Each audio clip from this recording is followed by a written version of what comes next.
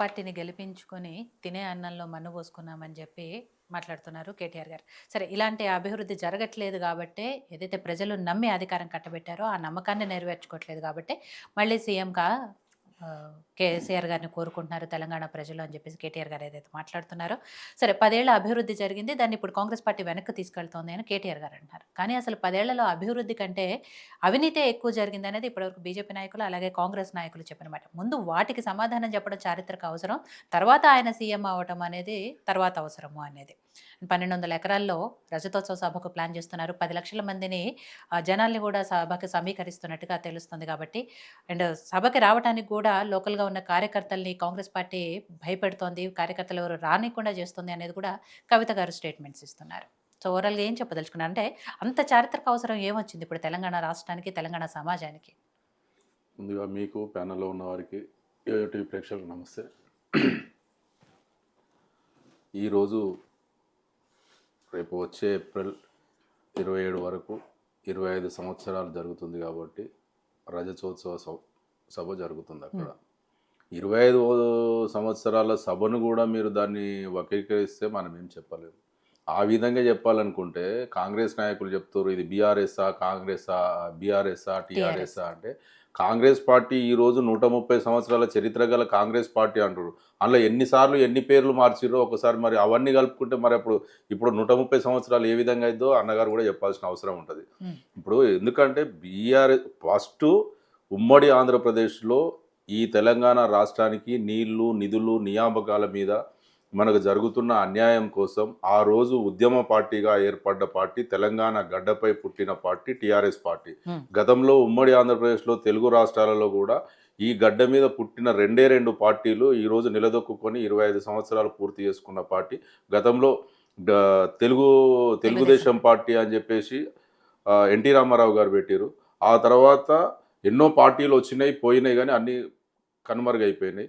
దాని తర్వాత అంతకంటే ఇంకా తెలంగాణ వాదాన్ని, తెలంగాణ సమాజానికి జరుగుతున్న అన్యాయాన్ని ప్రజలకు వివరించి నీళ్లు, నిధులు, నియామకాల మీద ప్రజలకు తెలుసు కాబట్టి 60 ఏళ్ళ ఈ తెలంగాణ ప్రజల కళ సాకారం చేయడం కోసమే ఆ రోజు తెలంగాణ పార్టీ టీఆర్ఎస్ పార్టీ ఏర్పడ్డది.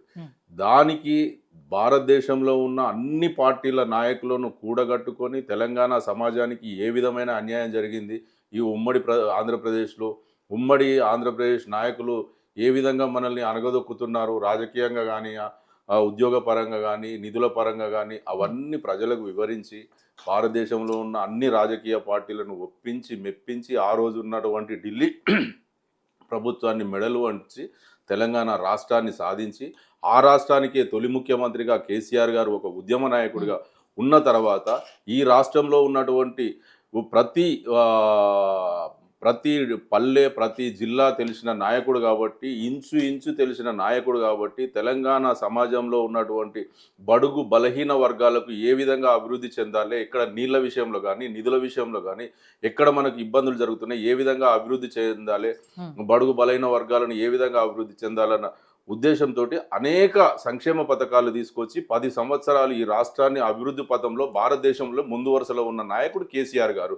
ఈరోజు చెప్తున్నారు 8 లక్షల కోట్ల అప్పు అని ఒక ఆయన చెప్తాడు, 6 లక్షల కోట్ల అప్పు అని ఒక ఆయన చెప్తారు, 7 లక్షల కోట్ల అప్పు అని ఒక ఆయన చెప్తాడు. మరి 6 లక్షల కోట్ల 7 లక్షల మీకు రిజర్వ్ బ్యాంకు లెక్కల ప్రకారంగా 4 లక్షల 30 కోట్ల ఏమో ఉన్నది. మరి దాన్ని ఈ ప్రభుత్వం అబద్ధాలు చెప్పుకుంటా ఆ రోజు నుంచి 10 సంవత్సరాలు అప్పు చేస్తే 4.5 లక్షల కోట్ల అప్పు చేస్తే ఎన్ని ప్రాజెక్టులు కట్టిండ్రు. కాళేశ్వరం అనే ఒక పెద్ద ప్రాజెక్టు కట్టిన తర్వాత అదేవిధంగా హైదరాబాద్లో ఈరోజు ముఖ్యమంత్రి గారు అయితే ఎక్కడనైతే సమీక్షా సమావేశాలు ప్రభుత్వ పరంగా ఏర్పాటు చేస్తున్నాడో కమాండ్ కంట్రోల్ రూమే కావచ్చు, ఈ సెక్రటరీ కావచ్చు, 125 అడుగుల అంబేద్కర్ గారి విగ్రహం కావచ్చు, ఇంకా ఎన్నో ఐటీ కంపెనీలు కావచ్చు తీసుకొచ్చి ఈ రాష్ట్రాన్ని అభివృద్ధి పథంలో ముందు వరుసలో నిలబెట్టి అదేవిధంగా బడుగు బలహీన వర్గాల కోసం, రైతుల కోసం రైతు బంధు అని చెప్పి అసలు ఆ రోజు మేనిఫెస్టోలోనే లేదు కదండి. ఈ రాష్ట్ర రైతులు ఏ విధంగా అభివృద్ధి చెందాలని చెప్పేసి రైతుల కోసం రైతు బంధు అని చెప్పేసి 1 ఎకరానికి 10,000 రూపాయలు పెట్టుబడి సాయం ఇచ్చిన నాయకుడు కేసీఆర్ గారు.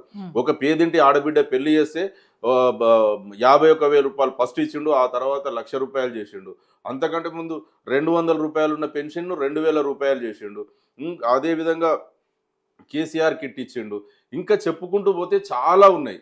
ఇవి మనం అనేక సందర్భాల్లో చెప్పినాం. రైతు బంధు, రైతు బీమా, అదేవిధంగా దళితుల అభివృద్ధి కోసం దళిత బంధు. ఇప్పుడు అన్నిటికంటే మేము ఇంకా ఎక్కువగా చేస్తామని చెప్పిన కాంగ్రెస్ నాయకులు అందులో ఒక్కటి కూడా ఇవ్వలేదు కదండి. 15 నెలల్లో ఈరోజు 1,50,000 కోట్లు, 2,00,000 కోట్ల రూపాయలు దాటింది. ఒక్క ప్రాజెక్టు కట్టినా, ఒక్క సంక్షేమ పథకం అమలు చేసిరా? వాళ్ళు ఇచ్చిన ఏదైతే 6 గ్యారెంటీలు, 420 హామీలు ఉన్నాయో అందులో ఏం చేసిరు? పూర్తి స్థాయిలో అవి అమలు పరిచిరా? వాళ్ళు చేసింది ఒకే ఒకటి, ఆర్టీసీ బస్సుల్లో మహిళలకు ఉచిత ప్రయాణం. ఆర్టీలో వాళ్ళని కూడా ఏం చేసిరు? వాళ్ళిద్దరు మహిళలు కూడా బస్సు ఎక్కిన తర్వాత సీట్లు లేక వాళ్ళు ఇబ్బందులు పడుకుంటూ కొట్లాటలు స్టార్ట్ అవుతున్నాయి. టికెట్లు కొన్న పురుషులకు సీట్లు లేవు.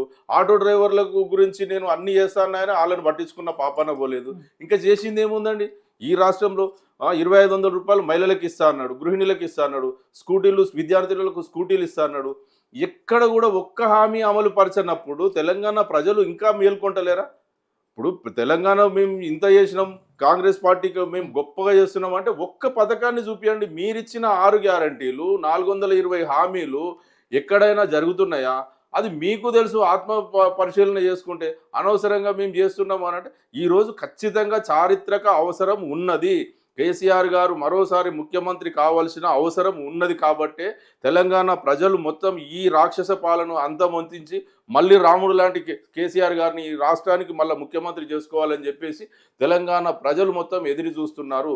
మళ్ళీ మా సంక్షేమ పథకాలు కావాలి, ఈ రాష్ట్రంలో మంచి అభివృద్ధి జరగాలి, దళిత బంధు రావాలి, రైతులకు పూర్తి స్థాయిలో రైతు బంధు కావాలి, పూర్తి స్థాయిలో రైతు బీమా రావాలి. ఇప్పుడు 500 రూపాయలకు గ్యాస్ అన్నారు, అందరికీ వస్తున్నదా? 200 యూనిట్లో కరెంట్ అన్నారు, అందరికీ వస్తుందా? వస్తలేదు. 2,500 మహిళలకు ఇస్తామన్నారు, ఒక్కరికన్నా ఇచ్చిన పాపన పోయిందా? నేను 1,00,000 రూపాయలతో పాటు తులం బంగారం మహిళలు ఆడబిడ్డల పెళ్లికి ఇస్తాన్నారు, ఒక్క తులమన్నా ఇచ్చిరా ఇప్పటి వరకు? ఏ విధంగా కాంగ్రెస్ పార్టీని నమ్ముతారండి? ఈరోజు గొప్పగా మన అన్నగారు చెప్తుండు బీజేపీ పార్టీ నుంచి బీఆర్ఎస్ పార్టీ ఎందుకు రావాలి అంటే, వీళ్ళిద్దరు కలిసి అన్నదమ్ముల బంధం ఉన్నది కదండి, అపూర్వ సహోదరులు కదా. ఆయన సమర్థిస్తాడు, ఆయన నేనే సమర్థిస్తాడు. ఇప్పుడు రేవంత్ రెడ్డి గారు మొత్తం నడిచేదే మోడీ గారి డైరెక్షన్లో నడుస్తున్నాడు కదా. ఈరోజు జాతీయ నాయకులు సోనియా గాంధీ, రాహుల్ గాంధీ గారి మీద కేసులై వారి మీద ఛార్జ్షీట్ చేస్తుంటే భారతదేశంలో ఉన్నటువంటి కాంగ్రెస్ పార్టీ మొత్తం బీజేపీ పార్టీకి వ్యతిరేకంగా ధర్నాలు చేస్తుంటే ఈరోజు ఈ తెలంగాణ రాష్ట్రంలో ఉన్నటువంటి ముఖ్యమంత్రి తర్వాత స్థాయి నాయకులు, లేకపోతే ఒక పిసిసి అధ్యక్షుడు, ఇంకా వేరే వేరే వాళ్ళు వచ్చి రోడ్ల మీద అక్కడిక్కడ ధర్నాలు చేస్తారు. మరి ఈ రాష్ట్ర ముఖ్యమంత్రి కనీసం ఒక ప్రెస్ నోట్ అన్న ఇచ్చిండా? ఇప్పుడు ఆయన విదేశీ పర్యటనలో పోయి సంతోషపడుతున్నాడు. అక్కడ పోయి ఆయన చేసింది ఏముందండి? గతంలో పోయి ఒక కంపెనీ తీసుకొచ్చిండు, ఇంకో కంపెనీ తీసుకొచ్చి, ఇప్పుడు ఊరు పేరు లేని కంపెనీ తీసుకొచ్చి 5,000 కోట్ల రూపాయలు నేను పెట్టుబడులు తీసుకొస్తున్నా అంటుండు. నీకు 5,000 కోట్ల రూపాయల పెట్టుబడుల కోసం నువ్వు ప్రెస్కి ఇస్తున్నావు, కానీ మీ జాతీయ నాయకుల కోసం మరి నువ్వు ఏం చేసినావు? కనీసం బీజేపీ పార్టీ అనవసరంగా మా జాతీయ నాయకుల మీద కేసు పెట్టింది, ఇది తప్పు అని ఒక్క పత్రికా ప్రకటన కానీ ఒక ప్రెస్ నోట్ కానీ ఎక్కడన్నా మీరు ఇచ్చారా? ఎందుకంటే మోడీ గారి డైరెక్షన్లో నడుస్తున్నాడు, కాంగ్రెస్ వారి డైరెక్షన్లో నడచలేరు. మరి ఆయన ఏం చేస్తున్నాడా? ఇప్పుడు మోడీ గారికి దగ్గర అవుతున్నారా, అమిత్ షా గారికి దగ్గర అవుతున్నారా, లేకపోతే కాంగ్రెస్ పార్టీ పెద్దలకు దగ్గర అవుతున్నారా అని చెప్పేసి తెలంగాణ ప్రజలు చూస్తున్నారు. కాబట్టి వీరు ఎమ్మెల్సీ ఎలక్షన్ల గురించి చెప్తున్నారు. ఎమ్మెల్సీ ఎలక్షన్ల గురించి మాకు సంఖ్యాబలం లేదు కాబట్టే మేము వ్యూహాత్మకంగా మేము పోటీ చేయలేదు, మాకు ప్రభుత్వం లేదు. ఒకవేళ మేము గెలిపించుకున్నా కూడా మా ప్రభుత్వానికి, మా పార్టీకి పెద్ద వచ్చే లాభం లేదు. కానీ ఇక్కడ ప్రభుత్వం ఉన్నది, ముఖ్యమంత్రి ఉన్నాడు. మరి ఎందుకు వాళ్ళు పోటీ చేయలేకపోయారు? ప్రభుత్వానికి కనీసం వాళ్ళకున్న 14 సీట్లన్నా, వాళ్ళకున్న 14 ఓట్లన్నా వాళ్ళకు వచ్చే అవకాశం ఉంది కదా. మీరు ప్రభుత్వం నుంచి కూడా మోడీ గారికి సహకారం చేయాలనుకుంటున్నారా? మీరు ఎంఐఎంకు సహకారం చేయాలనుకుంటున్నారా? చెప్పాల్సిన అవసరం కూడా ఈ రోజు కాంగ్రెస్ పార్టీకి ఉన్నది. ఎమ్మెల్సీ గెలిపించుకున్నంత మాత్రం మాకు కొత్తగా ఒరిగేదేమీ లేదంటున్నారు. కానీ ఉప ఎన్నికలు వస్తే ఆ 10 స్థానాలు మావే అంటారు. ఖచ్చితంగా గెలుస్తారు. ఆ 10 మీకు వస్తే మీరు ఏమైనా అధికారంలోకి వస్తారా? పార్టీకి లాభం లేకపోయినా ప్రజలకు లాభం ఉంటది కదా. ప్రతిపక్షంలో ఒక సభ్యుడు పెరిగితే ఒక ప్రశ్న అడగొచ్చుగా. మీ ప్రభుత్వం ఉంది కదన్నా, మీరు ఎందుకు చేయలేకపోతున్నారు? మీ ముఖ్యమంత్రి గారు ఎందుకు నిలబెట్టలేకపోయారు? మీకు ఈ రోజు మీకు అవసరం ఉన్నా లేకున్నా మా పార్టీలో ఉన్న నాయకుడిని తీసుకొని మీ కాంగ్రెస్ పార్టీ కండువ చేసుకున్న నాయకునికి పిఎస్సి చైర్మన్ పదవి ఇచ్చిన వాళ్ళు ఒక ఎమ్మెల్సీని గెలిపించుకోలేకపోయినా? మీరున్న మీ జిమ్మికులతోటో లేకపోతే మీ రాజకీయంతోటో ఎందుకంటే మీరు మోడీ గారికి సహాయం చేయాలన్నా లేకపోతే ఎంఐఎం నాయకుని సహకారం చేయాలన్నా వీరిద్దరి మధ్యలో సమాన దూరంలో సమాన దోస్తాన్ని చేస్తుండ్రు రేవంత్ రెడ్డి గారు. మరి కాంగ్రెస్ పార్టీ నిజంగా ప్రజలకు చెప్పవలసిన అవసరం ఉన్నది. బీజేపీ పార్టీ ఇప్పుడు జరుగుతున్న ఎమ్మెల్సీ అంటే మీకు బలం లేదు, సరే అవుద్ది అనుకుందాం. కానీ మొన్న జరిగిన గ్రాడ్యుయేట్ దాంట్లో అయితే మీరు అన్నారు కదా, అప్పటికే నిరుద్యోగుల్లో నిరాశ ఉంది, లేకపోతే ప్రభుత్వం మీద వ్యతిరేకత ఉంది అని. మరి అది కూడా మీరు గెలిపించుకోలేదు, అక్కడ కూడా మీరు అభ్యర్థి నుంచో పెట్టలేదు. మేము ఆ రోజు మా నాయకుడు చెప్పింది ఏంది, వ్యూహాత్మకంగా మేము పోటీ నుంచి తప్పుకున్నాము. ఆ రోజు బీసీ ఒక బీసీ నాయకునికి మద్దతు ఇవ్వమని చెప్పి మేము మా నాయకులు ప్రకటించారు.